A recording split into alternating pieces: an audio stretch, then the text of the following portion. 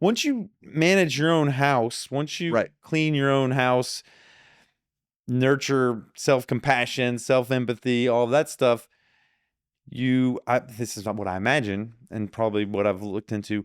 Phails at philosophy. You start to build a world that's from that positive perspective. Right. Because I'm giving myself empathy, I'm giving myself compassion, and I'm the person that creates this whole world. I'm the person that creates you. So I create you in my image, right? To some extent. I mean, to a certain extent to yourself, yeah. I'm like, if I'm a compassionate, empathetic person, I'm going to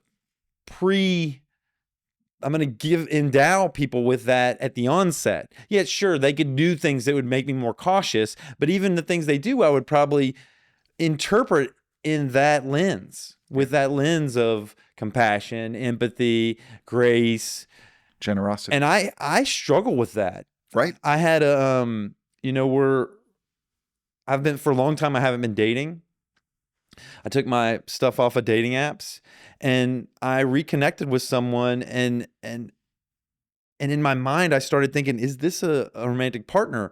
And when it became clear that it was possible, I started viewing their communication differently through this like more anxious lens, through this more like, oh, this matters now. Now I'm like anxious, preoccupied. And I almost saw the whole thing go down in real time. And the way that I behaved from that place was not good. Right. I didn't like it. Right. And they didn't like it. Right. It like almost like, I think it probably squashed that. Yeah, you still got work to do there. I don't know. That might never change though. I don't know how you change your attachment style. Patience. Because my experience has been with folks that I don't, oh man, this is not the right word, but when I don't have that like intense desire like that, what's the word? What's the right word? When I can be more nonchalant. When I'm more nonchalant, things tend to like happen where there's greater connection and there's more attraction and all of those things. When I coming from a space of equanimity instead of grasping. But I grasp still, Grant. Yeah. It's hard. I grasp. It's hard, especially, well, and I think that is part of like when they're talking about that biological desire, right? Which, if I remember correctly, you said is associated more with sexual desire than a desire for food. Right? That grasping, yeah, it's part of who we are. You know, it is an energy that can get in the way pretty severely and is hard to let go of. Yeah. That's why it's such a big part of Buddhism. I mean, that's Buddhism. Right. And grasping, attachment, craving. Yeah. And we're looking at a tradition that ultimately says, yeah, the solution is, yeah, you can be a householder, but you need to leave everything behind and go meditate for 8 hours a day and study the scriptures, right? You know, like there's a pretty high bar that's not, you know, and even if you don't go to that narrative, it's a tradition that says this may take several lifetimes. Is that unique to Buddhism? In Christianity, they're like, hey, you need to read the scripture. You need to be contemplative. You need to think about the Bible, right? I mean, this is not unique to Buddhism. No, a lot of, I mean, to me, that's really a warrant to how hard the work is, right?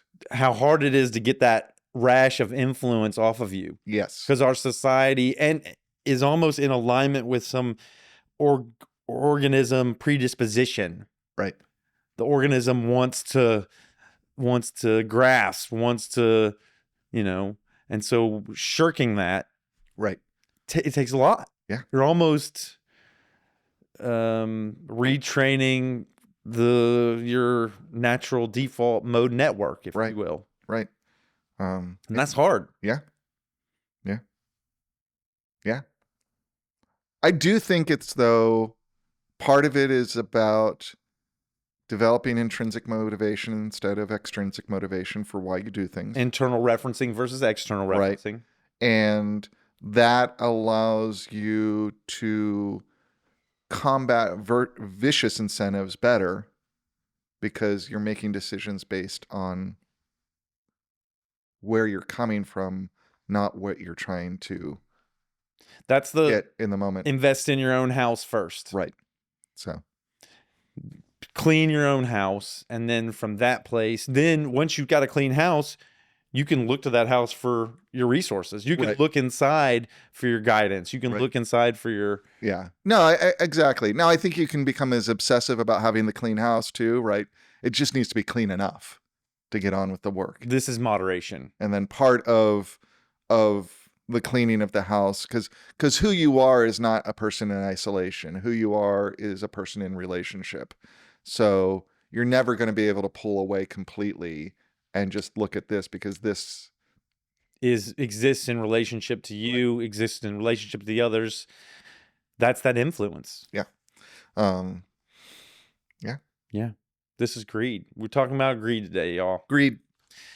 This has been Phil Fails. Do you have anything you want to say about greed? Yeah, I mean, the last thing is chocolate. I do like Halloween just happened. There's a lot of chocolate in the house. It's really hard for me to not just stuff my face with it. Chocolate. Chocolate What is kind a source of greed. Yeah. It doesn't matter. Like, I do like good chocolate, but like It doesn't matter. it's like You'll eat sugar good, horrible plus chocolate. chocolate. Ugh.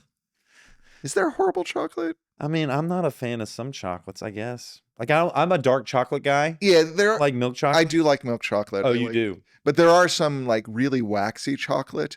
I'll tell you, there is waxy, flavorless hot fudge.